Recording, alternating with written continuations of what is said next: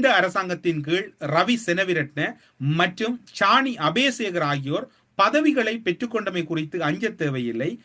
எமக்கு தேவை நீதிமன்றத்தினூடாக இந்த விவகாரங்களுக்கு நீதியை பெற்றுக் கொடுப்பதேயாகும். இந்த விடயம் ஒரு வழக்கு நீதிமன்றத்தில் தாக்கல் செய்யப்படும் போது அங்கு நடைபெறும் வாத பிரதிவாரங்கள் மற்றும் சாட்சி விசாரணைகளின் பின்னர் நீதிபதிகள் ஒரு தீர்ப்பை வழங்குவார்கள்.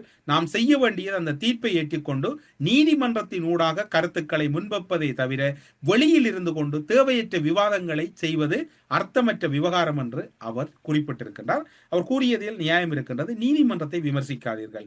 ஏன் இதில் பதட்டப்படுகிறீர்கள்? கடந்த காலங்களிலும் பல ராணுவ அதிகாரிகள் கைது செய்யப்பட்டார்கள் தானே.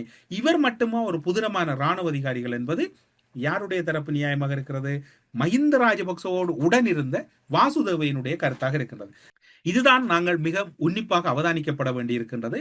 என்றால் எம்மவர்கள் பலர் கடந்த காலங்களிலே அனுபவித்த ஒரு விடயம் இன்று வாசுதேவ நாணயக்காரவன் சுட்டிக்காட்டுகின்றார்.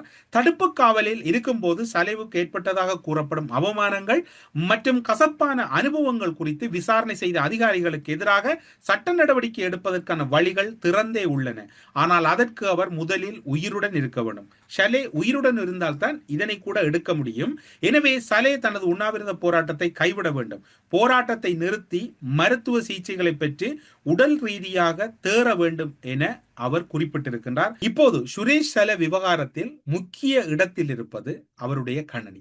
மடிகணனி எப்போது திறக்கப்பட வேண்டும் என்ற கருத்து முன்வைக்கப்பட்டதோ அன்றிலிருந்து கோட்டாபய ராஜபக்ச தூக்கத்தை இழந்து அவருடைய நிம்மதியை தொலைத்து விட்டார். இப்போது வாசுதேவவும் இந்த கருத்தை கூறுகின்றார். நேற்று முன்தினம் கண்டி பகுதியில் இடம்பெற்ற ஒரு கூட்டத்திலே தயாசிரி ஜெயசேகர குறிப்பிட்டார். ராணுவ விவகாரங்கள் எவ்வளவு இருக்கின்றது, எப்படி கொடுக்க முடியும் என்கின்றார். நாமல் ராஜபக்ச குறிப்பிடுகின்றார். இவ்வாறுதான் முன்னர் ஒரு ரகசியம் கொடுக்கப்பட்டு மிலேனியம் சேலஞ்ச் எல்லாம் வெளியிலே தெரிஞ்சது என்று ராணுவ விவகாரங்களை கையாண்ட கணனி அரசாங்கத்தின் கணனி.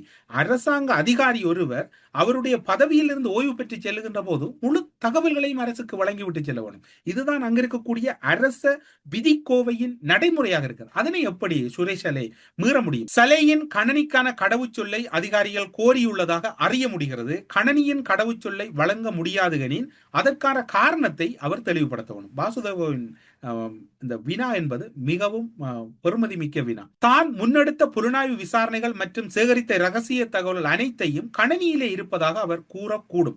ஒருவேளை கடவுச்சொல்லை வழங்கினால் அதில் உள்ள அனைத்து தகவல்களையும் அதிகாரிகள் கைப்பற்றி தமக்கு சாதகமாக பயன்படுத்தக்கூடும் என்ற அச்சம் அவருக்கு இருக்கலாம். இதனால் கடவுச்சொல்லை தன்னால் வழங்க முடியாது என்றும் தமக்கு தேவையான முறையில் கணனியை பரிசோதித்துக் கொள்வதற்கான உரிமை அவர்களுக்கு உள்ளதாகவும் அவர் குறிப்பிடலாம்.